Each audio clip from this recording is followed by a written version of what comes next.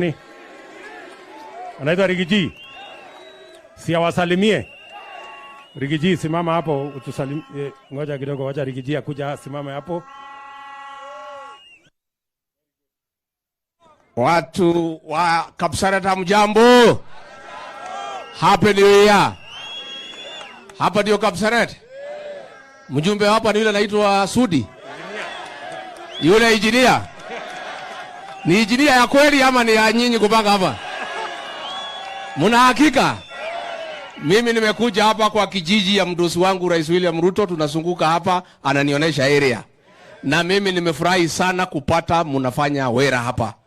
Na hii mpango ya housing rais alipanga vizuri. Unajua wengine waliharibu Kenya, walikuwa nafikiria rais hata toboa.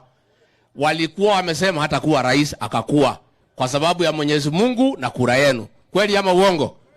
Wakafikiria ile madeni waliwacha hataweza kulipa, amelipa.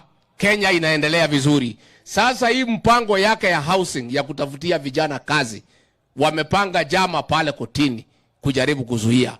Mnataka iendelee ama isiendelee? Rais, sisi tuna encourage wewe. Wenye kukuandika kazi ni hawa. Hawa ndio matajiri wako. Hapana watu ya kotini. Matajiri ya rais ni nani? Mnasema aendelee asiendelee? Aendelee asiendelee? Unajua rais wetu, wewe usijali. Siku rais Mwai Kibaki alichaguliwa mwaka 2002. Mwaka ya kwanza ya pili kulikuwa kelele imejaa kila pahali. Lakini alikuwa na maono na mpango.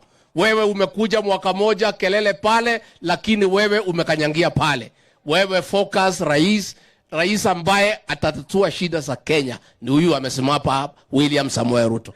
Mnamuunga yeye mkono? Mnaunga yeye mkono? Na asante sana kwa kuchagulia sisi. Huyu Sudi anatusaidia huko Nairobi. Mambo ya huko kona ya Maastricht anatusaidia. Si yeye ni mtu ya juu chini. Asanteni sana, Mungu awabariki. Thank you.